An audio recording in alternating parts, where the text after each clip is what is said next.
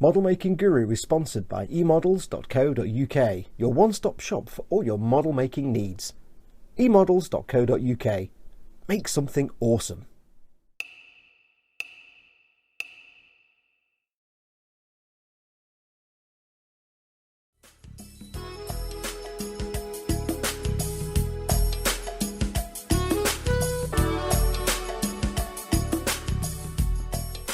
Hey everyone, it's Foxx from Model Making Guru here. Hello.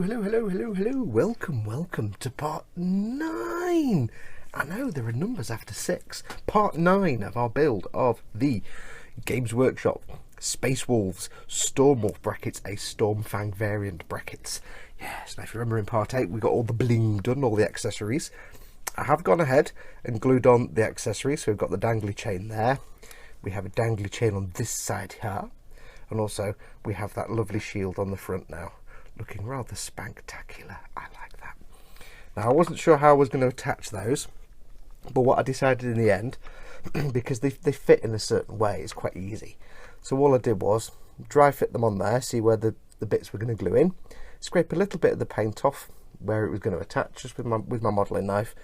Luckily, the grey plastic underneath, you couldn't really see it. Even if I just scraped the paint off, you couldn't really see it because it blends in with the rest of the chipping and the colour. So scrape a bit of paint off, scrape the paint off the back of the bit where it's going to contact, a little bit of Tamiya extra thin, tiny amount, put it in place, and then just touch the Tamiya extra thin brush to the attachment point, and it sucked the glue in, and they're now glued on. Same with this one. A couple of scrapes of paint on the top and down the bottom here where there's a little tab underneath, and then just go in and put it in, and then run the brush, touch the brush to where it's attaching, and it's all glued on.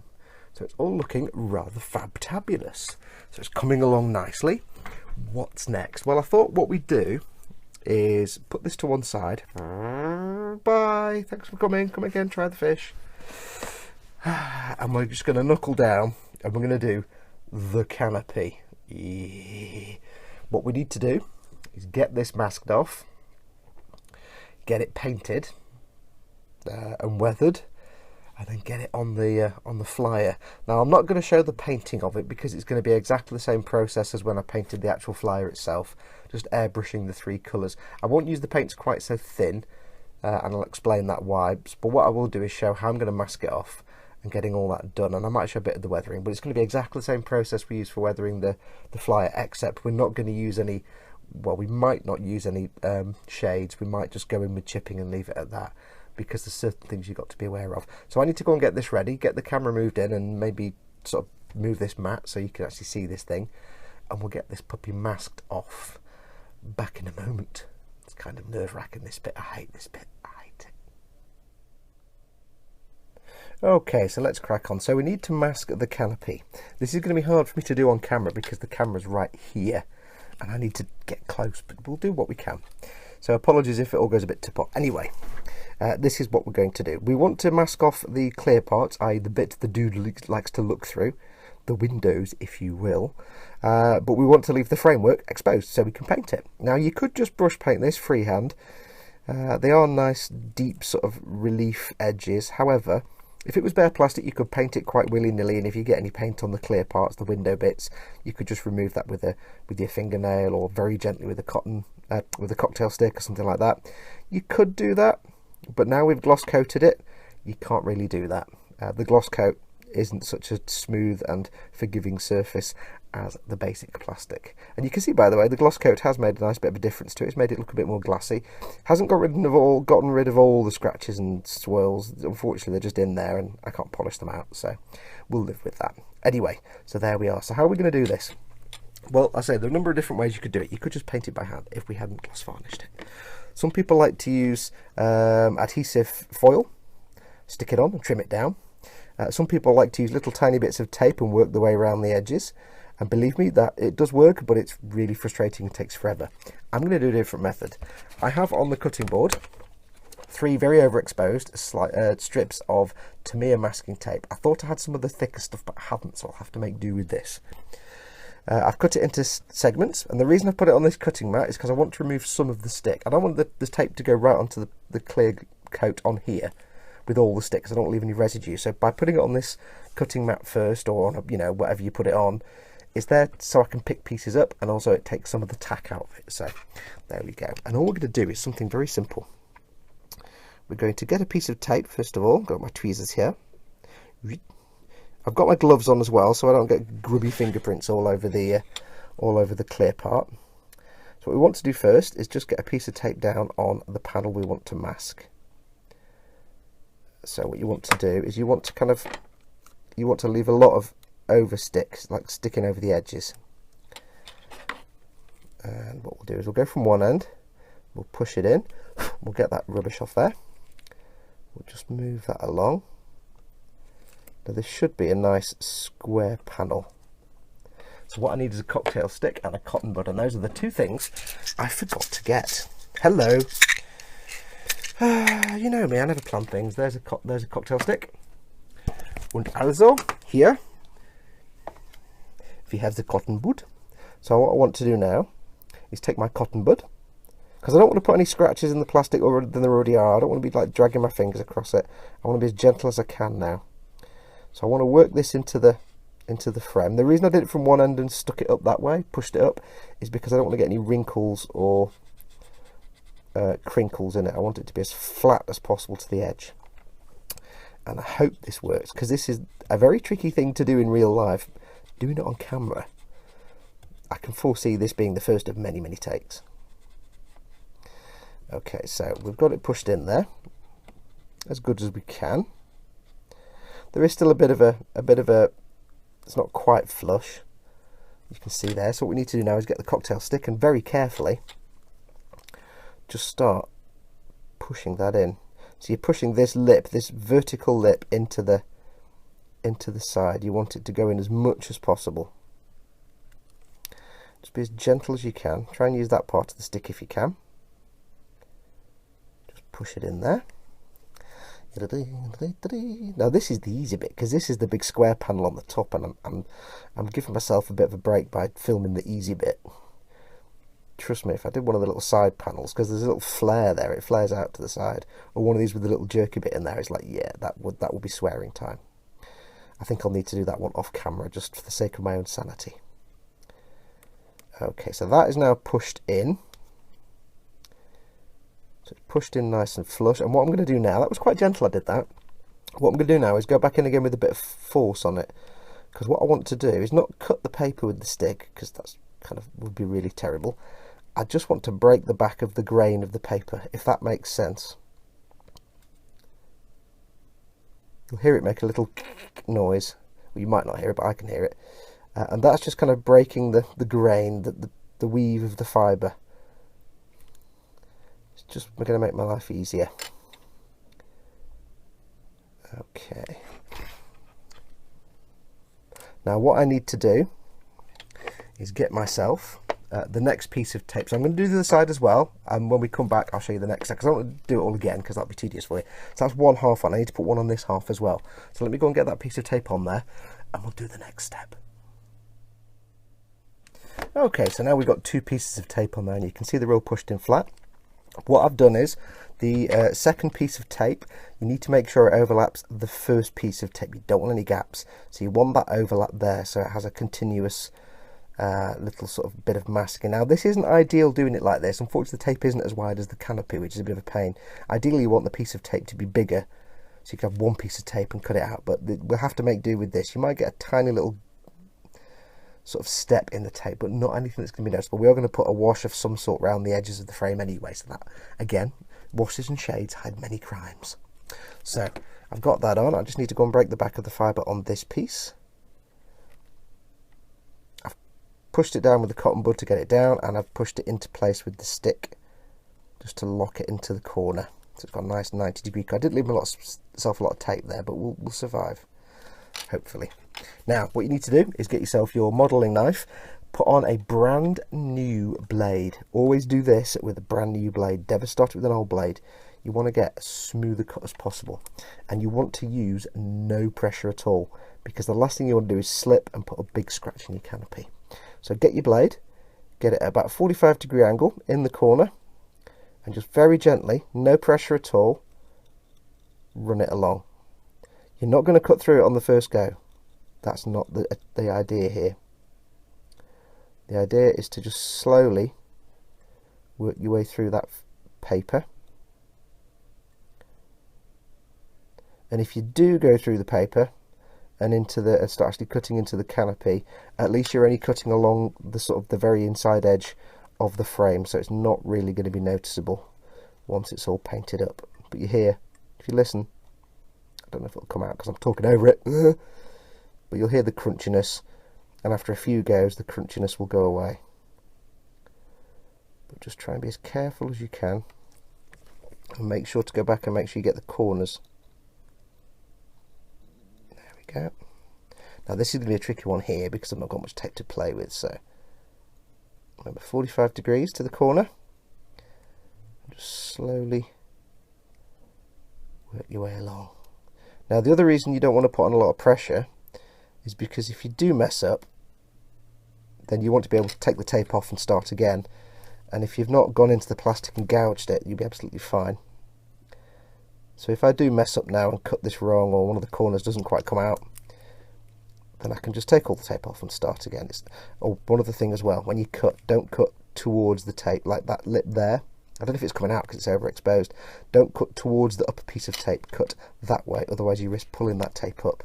I was about to do that and then I realised. So let's get that at 45 degrees.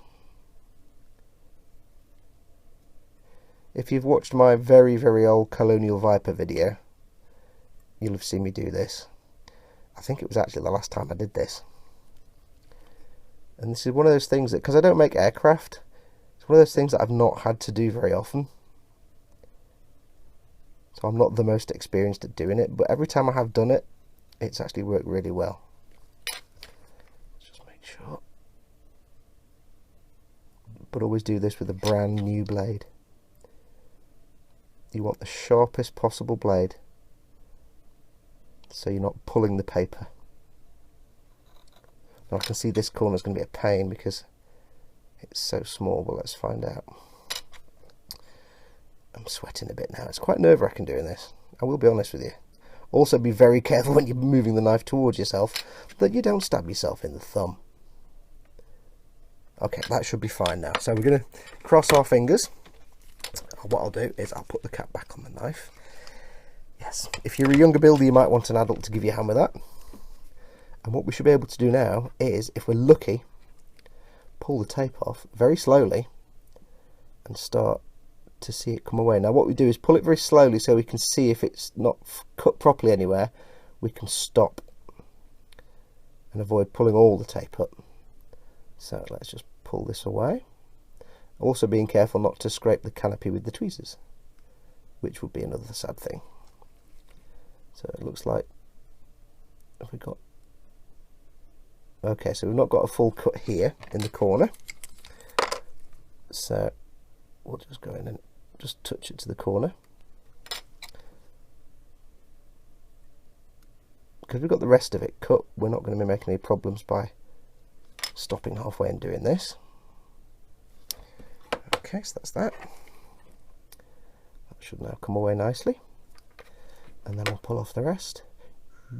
Pull back on itself. And if we're lucky, you beauty, look at that. That is fantastic. So, we'll get the cotton bud in there and we'll just squish it down a bit more. Just to make sure everything's in and flat. There's a little bit of thread there, we'll just pull that out. Get off. Don't need you. Get off. Just go away. Thank you. Oh, do you know? Get off. Oh. So we'll just make sure that's all squidged down to the shape of the frame. Because when you take the tape off, it may pull it up slightly. So it's just taken me 5 minutes to do this. But this is one of those tasks that you get one chance at doing. So take your time, don't rush it, don't do it if you're bored or stressed.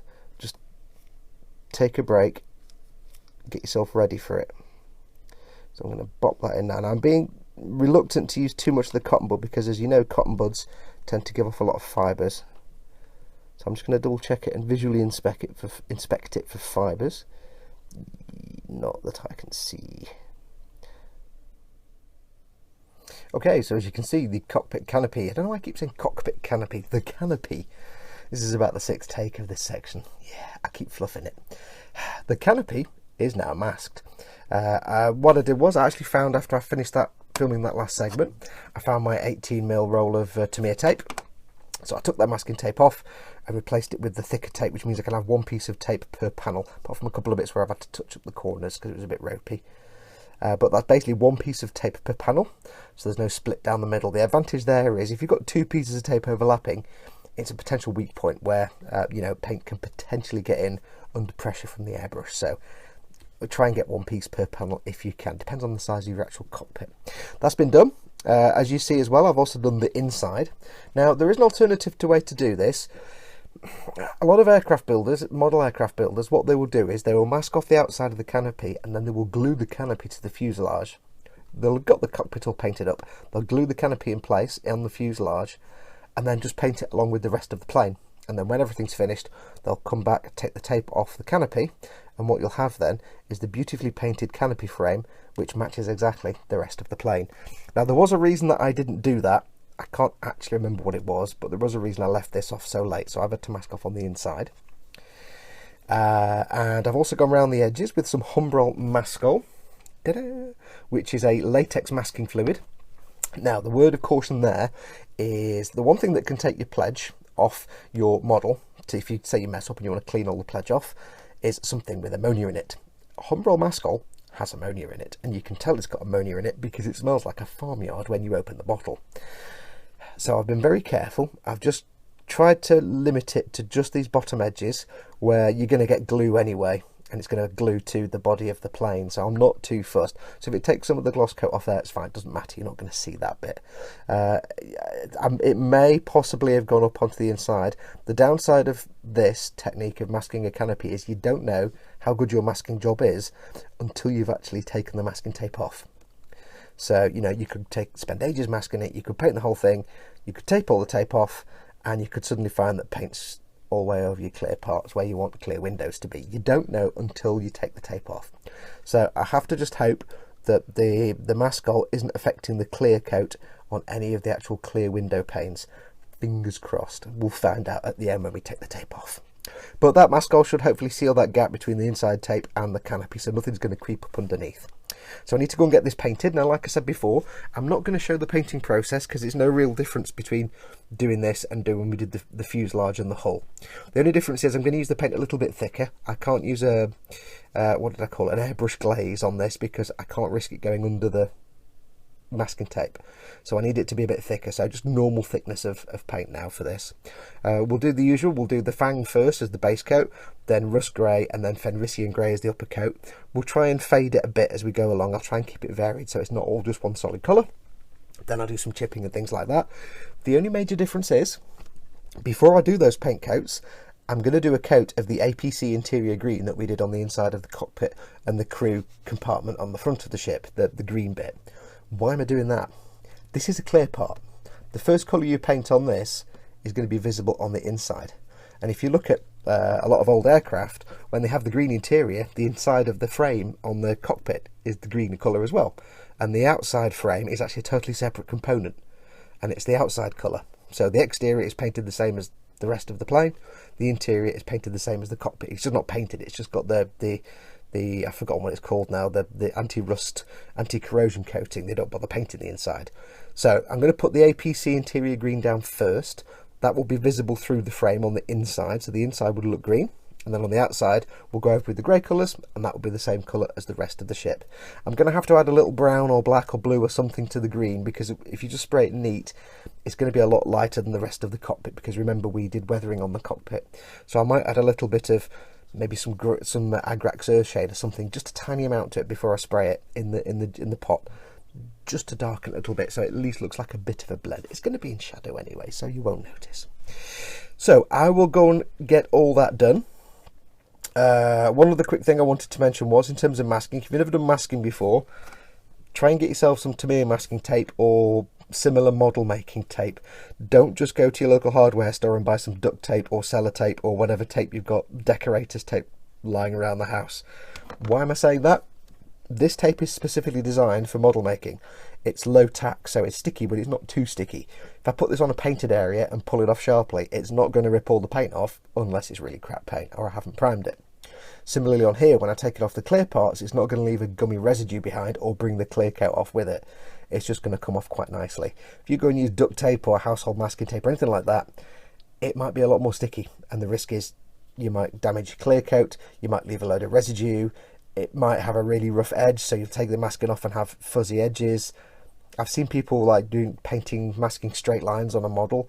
There's a Warhammer TV episode where Duncan masks a straight line on the back of a vehicle, and he masks it with like household masking tape, and it's got this fuzzy rough edge like that, and when he pulls it off, it's like, yeah, some paint's crept under there. No kidding, it was crap tape.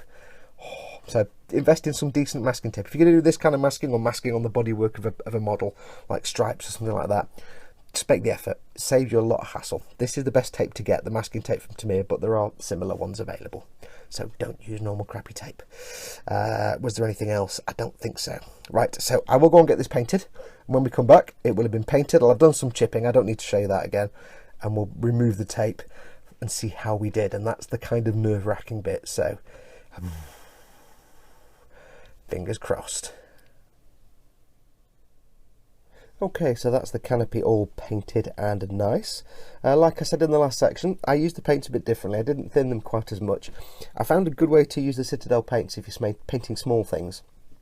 Instead of, pre-mixing the paint into a separate bottle like I did when I did the whole body, what I used my 5mm nozzle Iwata Revolution, and I put a little bit of thinner in the cup and then took a brush full of the paint and put that into the thinner, but by sort of dragging it down the side of the cup. If you pour paint in from the pot into the airbrush cup, it'll just go right down to the bottom and gunk your brush up. But if you get it on a brush and just slowly dip it in the paint and keep stirring it, it has a chance to mix in before it disappears down towards the nozzle end. So that way you can get a bit of paint in your cup. You only want to use a little bit. It's not really ideal if you're doing a big massive area. And also a bigger nozzle like my 5mm Revolution is a bit better than my Neo, because that's a small nozzle and therefore it's going to block up a bit quicker. But I only had to paint this, so it was literally, I don't know, 5mm of thinner maybe, and then one brush full of paint, and it was absolutely fine. So that's been done. 3 base colours with the APC interior green underneath. We've got some chipping with the Fenrisian grey and a little bit of ceramite white added to it just to lighten it. The little black tips in the middle are, as before, the Eshin grey. And then what I did was I ran some Agrax Earthshade down the panel line, and then a little bit of Null Nile over the top just to darken it a touch. So we've got that. Now it's looking pretty good. It's almost at the point of the terrifying taking the tape off to see what's come out the other end moment. But we just need to dull it down a bit because it's a bit bright still. It's clean compared to the rest of the ship, which had the enamel wash with the streaking grime or engine grime or whatever it was. I can't remember now.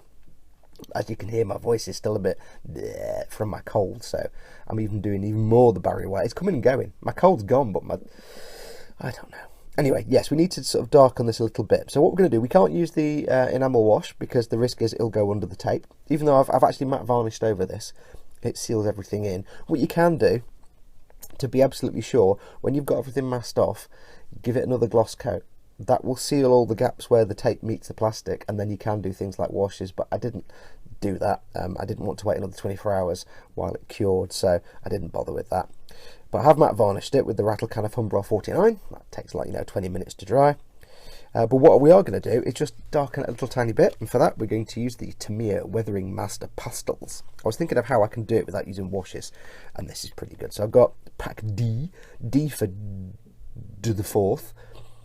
We're going to use oil stain, because it's not quite black, but it's kind of dark, and I need to simulate something similar. Try using the brush instead. We'll tell you what we'll do. I need to simulate what I did with the enamel paint, which was a kind of oily colour, like that kind of brown colour, which is what I want to do. So I'm going to get some of this on the brush bit, not on the sponge bit, even though I just got some on the sponge, because I don't want it to look sponged on.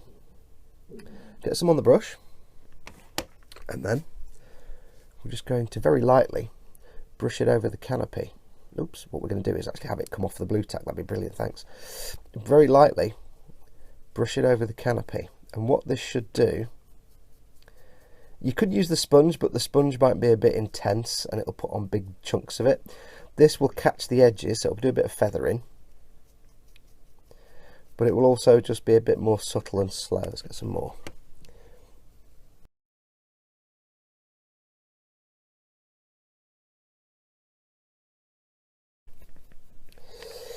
So that's done. It's looking a bit more dirty and on camera, a bit more dirty and grimy. So I'll go and get this matte varnish with the Rattlecam 49, and when we come back, we'll do the terrifying tape removal. Back in a minute.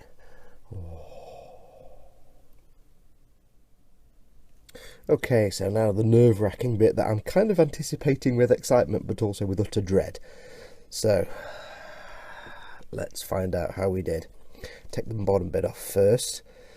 Oh god, I hate this bit. This is the nightmare bit where it all goes horribly wrong, or doesn't go horribly wrong. So get this stuff off the inside first. Perfect. Okay, and as you can see, a quick visual inspection, and I drop it. Looks like there's nothing gone underneath. There's something there, but I don't know what that is. Could be under the tape.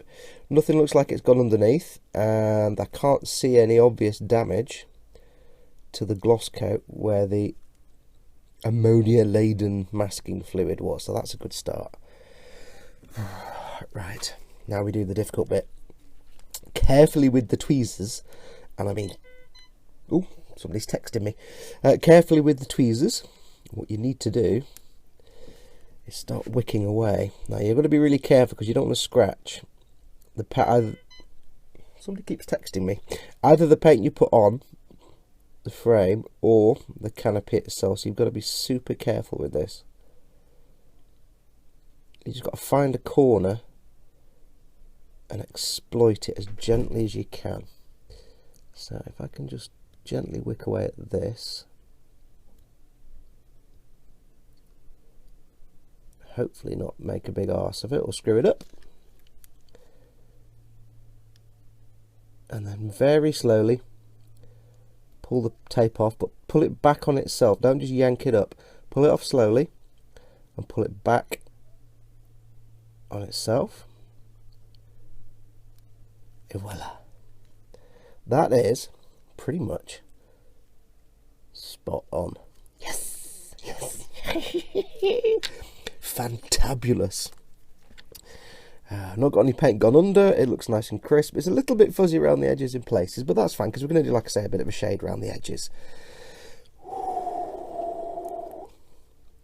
This is the stressful bit. Find a corner. This corner looks like it might be easier. It's just trying to get the...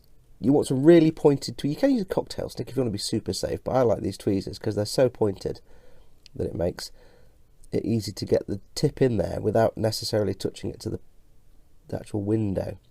You're just digging it into the tape. Okay, let's try this. Ready? Oh, ping. Pull it back on itself. If you go fast with the tape, by the way, all you're doing is risking yanking up paint with the tape from the frame. So that's why you go slowly and pull it back on itself. So you're not pulling technically up, you're pulling along, and that's a bit easier on the paint. But you need to make sure your paint's fully cured and dry before you do any of this. And your varnish as well, if you put varnish on it. Iba.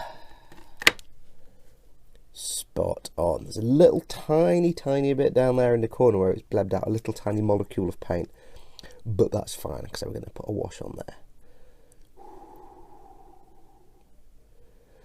Oh, this is stressful. Right, I'll do the fast forward button and I'll do the rest of this back in a moment.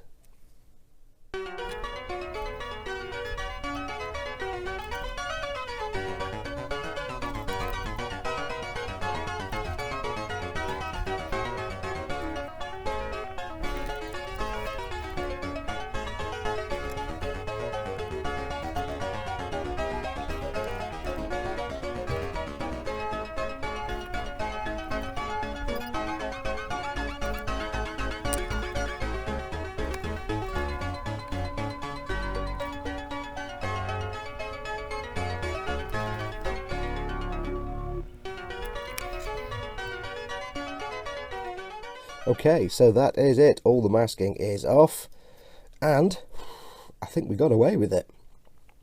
There's a couple of little marks in the glass, and I don't know if that's just dust and schmutz that's got stuck under the gloss varnish, but I can live with that. There's a couple of little tiny scratches around here where I've gone a bit awry with the knife blade when I'm trimming, but again, I can live with that. For the most part though, that's looking pretty mint. Pretty good, pretty good. So, what's next? Well, before we stick it on, we want to just do a bit of a wash. And for that, what I'm going to do is get some Nuln oil. Shall I do Nuln oil or shall I do Agrax Earthshade? I don't know. Let's do some Agrax Earthshade. We're going to get some Agrax Earthshade, and we are going to get a brush.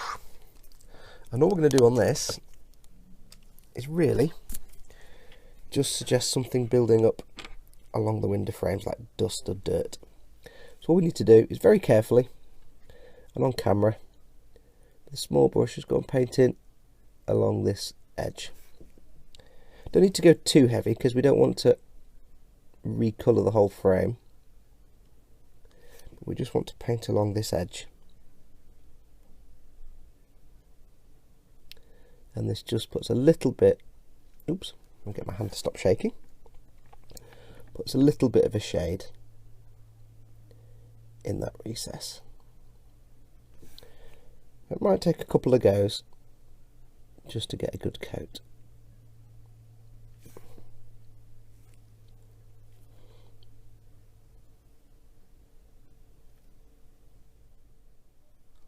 Okay, and with that weathering on the canopy and the canopy glued in place, look at that.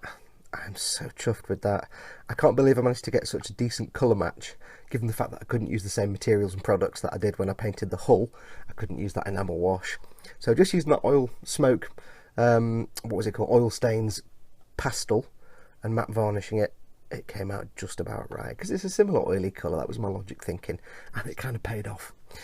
So yeah, I'm really pleased with that. It looks, I think it looks fantastic. I'm really happy with it. The Agrax Earthshade around the window frames just clears up any little bits where the paint maybe escaped a little bit under the tape.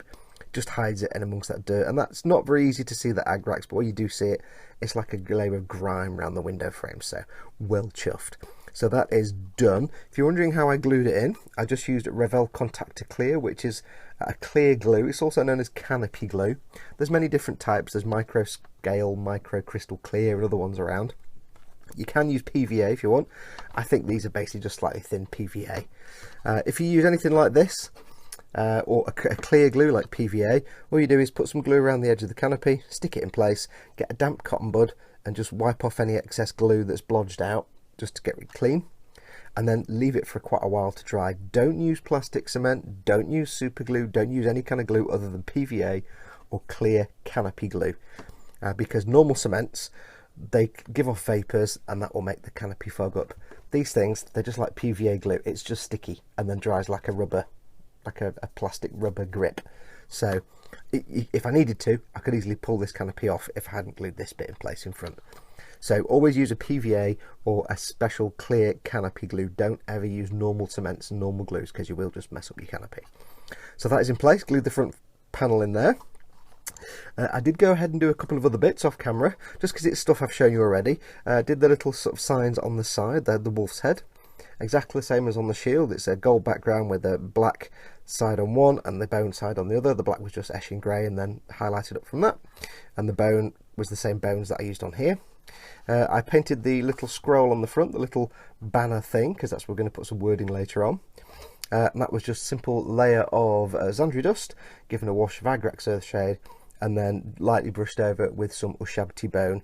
And what I did was, where I wanted to fade it a bit, I just got a little bit of paint on the brush, drew a line down the edge, licked the brush, and then smeared it, and it just helped fade it. Added a little bit more white, and then the very last highlight on the top is just some screaming skull, just to give it some definition. So we're going to put something in there. What else did I do? What else did I do? I don't think I did anything else on the actual ship itself. Oh yes, I did. I started putting some Nuln oil in these vents. I've done the top ones but not the side ones, just because they're not really filled in. So I've just dropped a whole load of null oil into each of these till they're pretty much full up, and let that dry, and that just dries to a black finish, and it's just got a nice vent look, and we'll do some weathering on that in a bit. So I've got to do these side ones and the ones on the other side. It takes a good while to dry because you're putting quite a lot in there. So that's what I've done on the ship. I also went ahead and did the lights and the little control dials and things on the back of the Hellfrost cannon. And I'll quickly take you through. They were all painted in ceramite white first of all.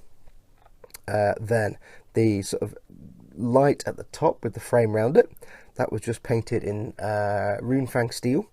And then I dropped in some of the ammo by MIG, clear orange, into the little recesses where the holes are.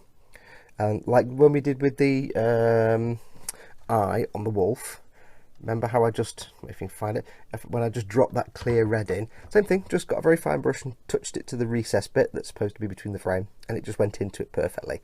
And that's on there. It's clear green on these two lights, clear orange on that light, and that again was clear green on there. And then these were all given a gloss coat, just a brush and a little tiny bit of the pledge to make them glossy. And then I did some Lamian medium around them, Lamian medium even, around them, because some of the glossy clear colour did splooge out on the side, so I just went over that with some Lamian medium just to cover that up and make it all matte again. So that is that done. What's left? Well, I need to do something with the metals. I need to just dry brush a bit of stuff on there to get these looking mint again. And then the only thing that's left after that, I think, there was something I just thought of that I've just forgotten what it was. Oh yeah, we might do a little bit of maybe some streaking, some pastel streaking, or some sort of streaking over the vents just to give them some kind of streak. And then all that's left to do is finish off the Hellfrost cannon, and that involves doing the glyphs. So when we do the glyphs on that, we'll also do the glyphs on the side here, the runes. So I'll show you how I paint these runes, and it's dead easy. But the first thing we'll do is the metallic bit, get that back. So let me go and get those paints ready, and we'll do a little bit of dry brushing. Okay, so it's dry brushing time. We're going to go in with the Necron compound, and we're going to use this little pointy base brush. Now you may notice this is all gummed up at the bottom. And I found this with other brushes that I use for dry brushing metallics. If you kind of let them get a bit gunked up at the bottom, that's rock hard down there, and when I clean these brushes, that stuff doesn't come out. It kind of works great because it just means I've got flecks at the end, but the rest of the brush is stiff, and it for some reason just helps me get smooth metallics. I don't know why. I don't know why. It just does. Anyway, so what we're going to do, I also forgot to mention, by the way, I've got to paint these thrusters on the bottom. I forgot that bit. So we're going to go over the engine parts, the silver parts, the bits on the gun, and oh, I've also got to paint the bolters. Yeah, I forgot all that bit. So I've got to do these intakes, the exterior bits, the thrusters on the back, and the grav plates and the guns. So you've seen me do Necron compound before. They're thick paint, get it on the brush, and then get most of that off on the tissue. And you really want not much at all, because this has got to be a really subtle sort of dry brush now. You don't want to get any texture to it. And all we're going to do is go around the edges and maybe do a little bit around the middles as well, just a little bit. And this is just to bring back some bling, because obviously this has all been matte varnish now, so this will just bring back a little bit of the bling. A bit too much on the brush there, I think.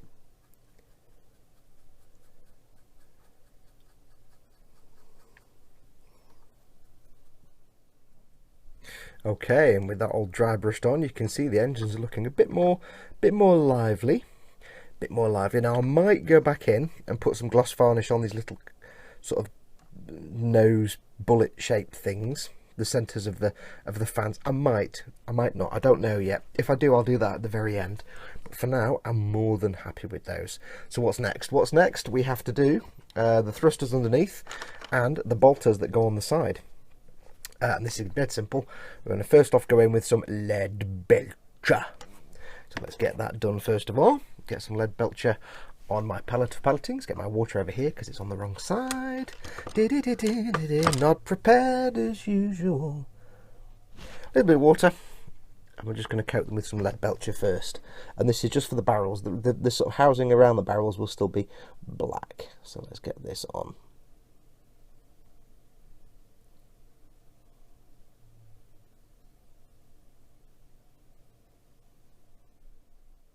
Okay, so that's the bolters on the side done. All I'm going to do on there is do that coat of lead belcher. That's all I need to do.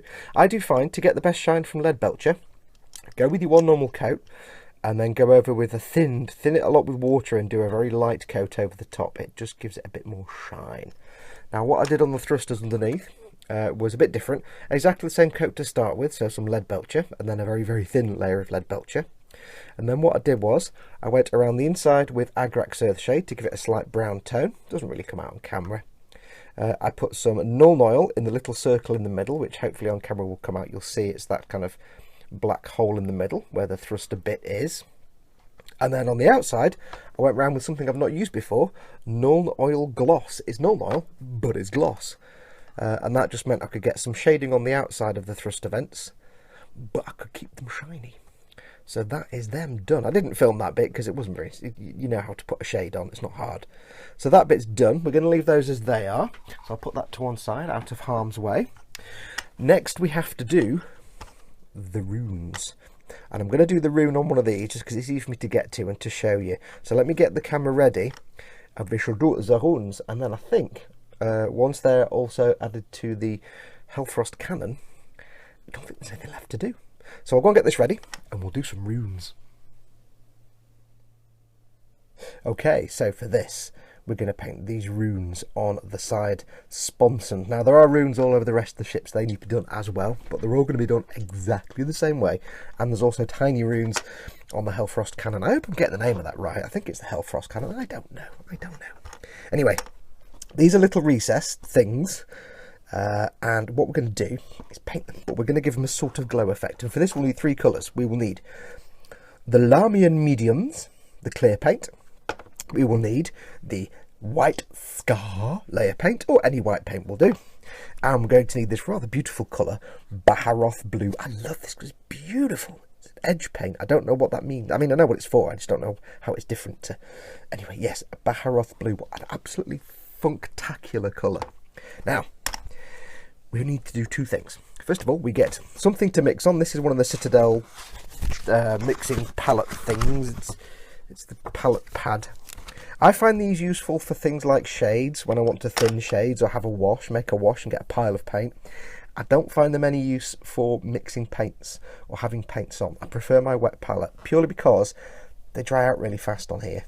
So if you're going to be painting for a while and painting a big area, it isn't so useful. The wet palette keeps the paint wet. So what are we going to do? Well, we are going to do something ultra funky. We're going to get a big brush. This is a big shade brush. And we're going to get 4 brushfuls, or however many you want, but we're going to get 4 to start with. 1, 2, 3, 4. Let's do 5. Do a bit thinner. So 5 brushfuls of Lamian medium. Now remember, the 5th of November. Remember, you can thin with Lamian medium if you want a paint to keep its sort of chemical properties. We're going to get a brushful of the Baharoth blue, and we're just going to mix it in. Now you could do this with water, but like I've explained before, the problem with using water is water breaks down the acrylic binders in the paint, and therefore it doesn't quite behave the same way. It doesn't tend to cling to edges and stuff. In fact, I might do some more Lamian medium in that. Might be a bit too thick. If you use the Lamian medium, it's just basically clear paint, so you're thinning the paint down, but you are also maintaining its properties, i.e. how it works. So it will behave as it normally would if you thin it with Lamian medium. So here we go. Get a small brush. This is the Triple O. And the first thing you want to do is paint into, get a little bit of paint on the brush. You want it quite runny, and you want to paint into these runes. Let's move this out of the way. You want to paint into the runes. Now the trick is, paint into it on the first go, and it will just flow in because it's thinned, but paint around the edge as well. So paint around the rune, follow the shape of the rune like this, so you don't need to stay in the line. Okay, so that's dried, so we want to go in again with the second coat. This time do exactly the same again, but don't do so much on the outside. Still go outside a little bit, but not quite as much.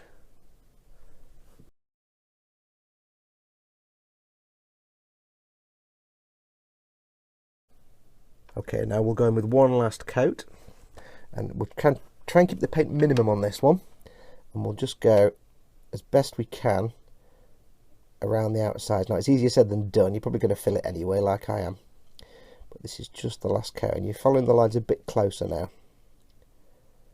So there we go, let's do the other one and then we'll let these dry for a moment.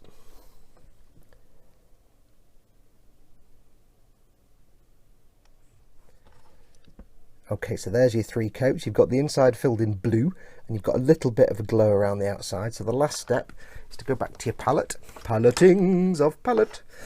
Go back to your medium of Lamians. So your Lamian medium, get the brush. Where's the brush gone? The brush is there. And for this one, we don't need very much at all. We'll just get one. We'll do it on camera as well. Let's do it there. 1, 2, 3 scoops of the Lamian mediums. Now, as always, when you're doing this, it doesn't matter if you put a brush with Lamian medium on it into your paint. Just don't put a brush with paint on it into your Lamian medium, because you'll contaminate your Lamian medium. We'll get 1 brush full of white scar. Now, remember that layer paints are quite thin and opaque anyway, so you don't need to add too much of this, and you don't need to add too much Lamian medium to it to get it nice and thin and watery. We'll move that out of the way for safety porpoises. And once again, we're going with our brush. And we're going to be as neat as possible now. I've still not said the other phrase, but I know I can't help saying as neat as possible. This one we want to try and get actually in the lines. So as best you can, just touch it to the line and the paint should flow in by itself if it's thin enough. If it doesn't, just wipe it off and add a bit more Lamian medium.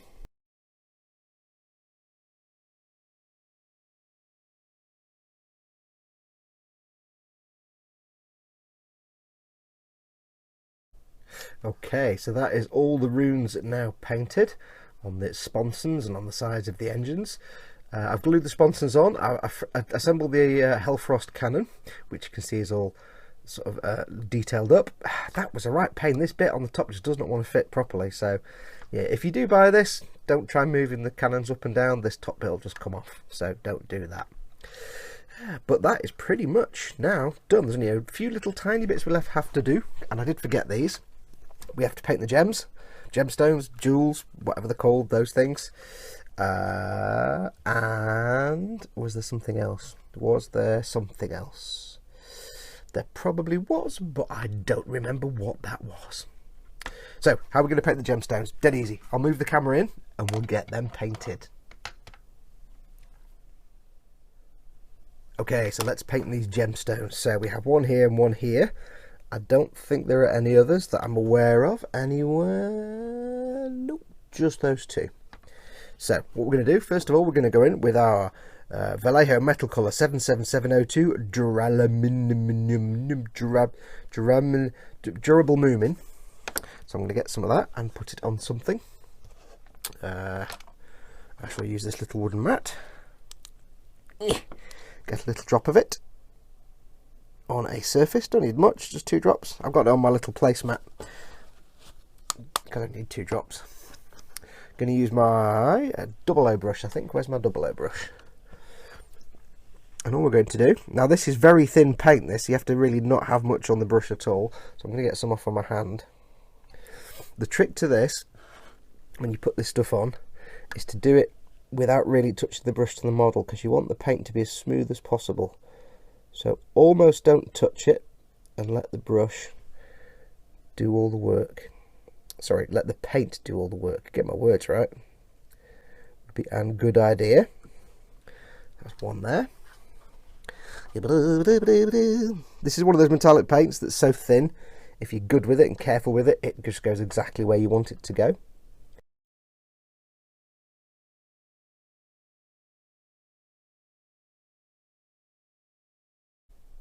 Okay, so the durable Moomin has now dried nicely. Look at that, nice and shiny metallic. It's similar in a lot of ways to lead belcher, but sometimes it's a little thinner. It's not quite as grainy as lead belcher.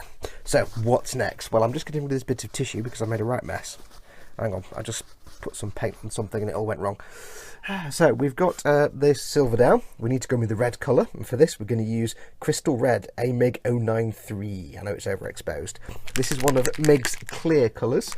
Now there are a million ways to do these gemstones. Give it a good shake. This isn't the way Games Workshop do it. They have you painting the colour and then another colour and then another colour, then the highlights on the top, and it's like, yeah, don't think so. Ain't going to do that, not anytime soon. Don't do edge highlighting. So what we're going to do is we're going to get a drop of this on my little piece of wood. And you've seen me do this before on this build when I did the gems on the dudes. I think I showed that. But even if you didn't, you've seen me do it on other things. It's the same sort of gelatinous paint. It looks like jam. And all we're going to do is get our brush, or brush even, and we're quite simply going to paint it on. Now again, we're not going to push the brush down. We're going to let the paint go where it will. We're just touching the brush to the surface and letting the paint flow as it desires, because you don't want brush marks and you want the paint to have some interaction with gravity. I've gone over a bit there on the goal, but I can touch that up in a minute. That's fine. If you do go awry, don't worry, you can always go back in with some of the Retributor armor or the Auric Armor Gold, whichever one you used. So we'll just get this on there.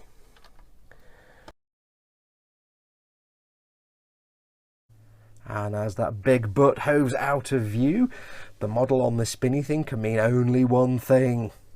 Job done. Yes! Not the whole thing finished. We've still got a couple of episodes to go because there's still more to do. But this bit, the flyer, the Stormwolf, is complete. I've done everything I want to do on it. After you saw me last, I added an extra coat of the red AMP. What the hell's AMP? The red ammo crystal paint onto the gems, and then a couple of coats of Pledge. Once I'd done that, I added a couple of coats of Pledge 2, and they're around here and they're out of the way. Come on, around you come. A couple of coats of Pledge 2, the barrels on the bolters on the side, and glued the bolters on.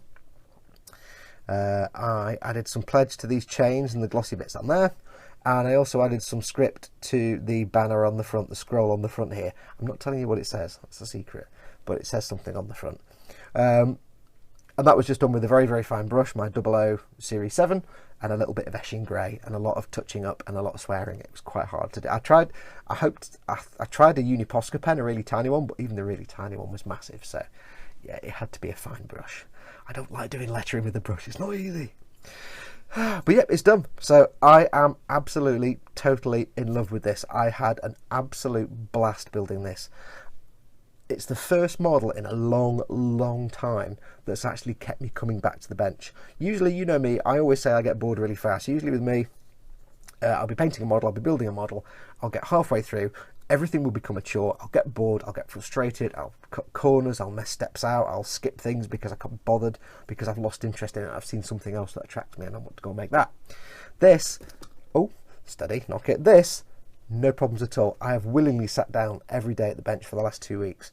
I willingly sat there and spent 5 or 6 hours painting all the gold.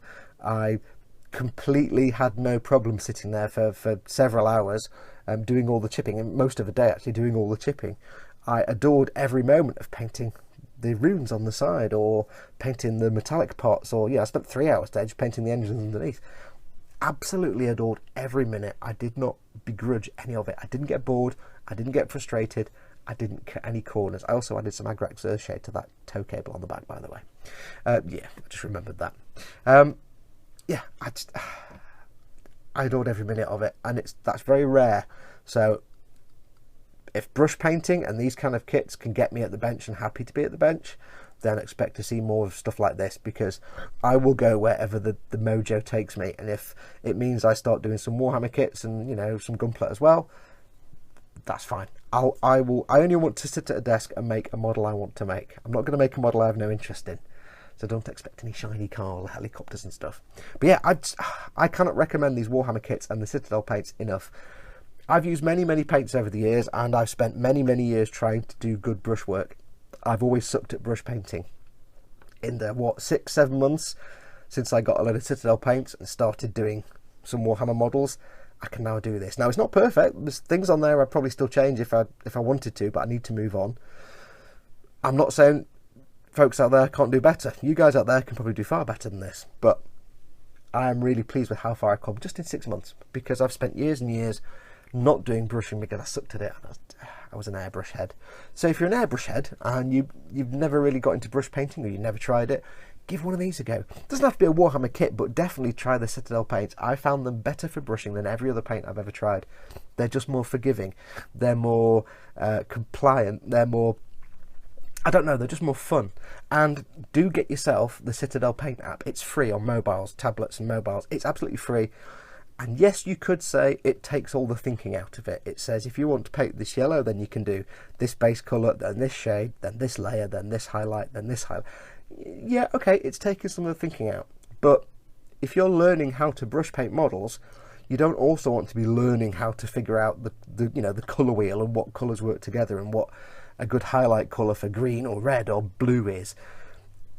While you're learning, there's no harm at all in having one of the steps in that learning process kind of taken away and done for you, so you could focus on, how do I paint with the brush? How do I blend two colours together? How do I use a shade or a glaze or a wash? How do I do this, that and the other? How do I do a glowing effect? It's just taking all the complicated paint stuff away from you, so you don't have to worry about that. You can focus on your technique, and once you've got your technique down pat and you're confident, well, then you can stop using the paint app and start figuring out colours for yourself. There's no reason you have to learn everything all at once. And people who say things like, yeah, it takes all the thinking out of it, they just annoy me, because learn at your own speed. You don't have to learn how to do something all in one go. You learn a step at a time. If I want to learn how to walk a tightrope, I'm not going to do my first attempt with a wire between two tall buildings. I'm going to start on a piece of string on the ground. You know what I mean? So absolutely recommend, even if you're not going to use Citadel paints and not going to make Warhammer kits, get the app. It opens your eyes to some colour possibilities. But I would recommend these kits. They're brilliant. They're so beautifully sculpted. They're so much fun to put together. There's only one part on this that didn't fit, and that was the little panel on top of the Stormfrost cannon, the Hellfrost cannon here, the little blue panel. Didn't want to fit at all. Not a great design on that one. There was no real peg to locate it, so that's a bit shonky on the top.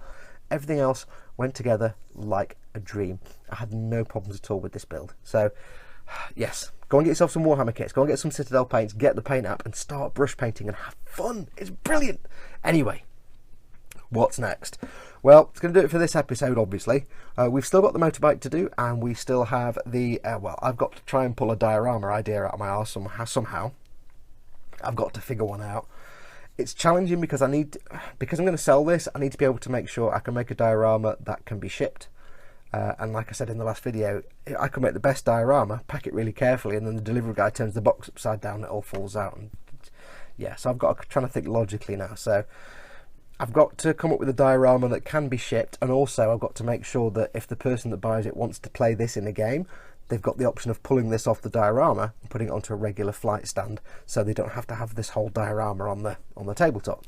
So I've got to figure that out. I might not. If I can't get around some obstacles, I might just do a flyer base and stick some stuff on it, and stick the motorbike on there and the other guy and sort of jam them all in somehow. I don't know. I might see if I can get a bigger flyer base. But I'll see what I can do. I might. But I will definitely need to paint the motorbike, and that'll be the next episode, painting up the spec motorbike. So I've got to do that. I know that wasn't a motorbike noise. I don't do motorbikes. But that's the next episode. So for this one, that's going to do us. I just need to say thank you so much for watching, as always. Stay tuned for the next one. As always, don't forget to like, if you never watched my stuff before, do remember to like and subscribe and click the little bell so you can get notified when I upload new stuff. I've done quite a lot of uploading on this build. I've done quite regular with it, and I'm getting into the habit because it's kept me at the bench. So you can expect to see more Warhammery stuff, because if it keeps me at the bench and I get producing videos regularly, because it's all little steps that I can film and do like an episode every couple of days, I'll do more of that. I'm not going to stop doing Gunpla. Don't panic. The world is not going to end. Cats and dogs and living together, am I? I'm still going to do Gunpla. I'm just going to do more of these because they're just brilliant. So yes, I've lost my train of thought completely. So yeah, anyway, yes, so like, subscribe, and don't forget to press the little bell so you get notifications. As always, don't forget, if you want to join the best community, the best model making community in the universe, on Facebook, go to facebook.com/groups/model boom hut. Everybody there is awesome. Everyone is awesome. Everybody, I don't know why I did that. Everyone there is awesome. It's a really friendly group. There's no snark, no bitching, no fighting, no nastiness allowed. We stamp it out really quickly. It's a supportive group. You can show off your stuff, you can get advice, you can get tips from everyone, to amateurs to professionals, and also you'll make a lot of new friends. And don't forget, as always, if you'd like to help this channel and help support this channel and help support me, go to patreon.com/model making guru. You can pledge from $1 upwards, and it just helps me keep doing what I'm doing, keeps me doing this as a living, and producing videos for you. And like I say, if this is anything to go by, you'll be getting more video content more regularly. Yeah, I've still got an Imperial Knight to do, and my Valkyrie, and the thing with the tracks and the four, whatever it's called, the anti-aircraft thing. I've got that to do. Yeah. And I've got a squad of Tempestus Scions I've got to do. I am planning, interestingly, I am planning at some point to go to my local Warhammer store and sit there for a day painting. I'll let you know when that is, because obviously I'll say, hey, I'm going to my local Warhammer store, feel free to come along and say hi, and spend money, no doubt. So I'll let you know. I'm just speaking to the manager at the minute, so I'll see if I can sort that out. But anyway, yes, so stay tuned for that. But that's going to do it. That's going to do us. That's going to do it. That's going to do it. This is about the 6th take of this bit. I'm tired now. I'm on a road trip tomorrow up to E-Models to take the Space 1999 Eagle back. So I hate driving on the motorway, so I expect the next couple of days to be a little bit stressful, because I don't like driving. I don't like driving to places on the motorway. I don't like it. I don't like driving further than the corner shop. It's not right, you know. It's not natural. Anyway, I'll shut up now because I really am waffling. I need to go and get more coffee. Thank you so much for watching. Stay tuned for the next one when we'll do a Die Motorbiken Gefahrten. And until then, take care of yourselves. Go make something awesome. Go be awesome. Adios, amoebas.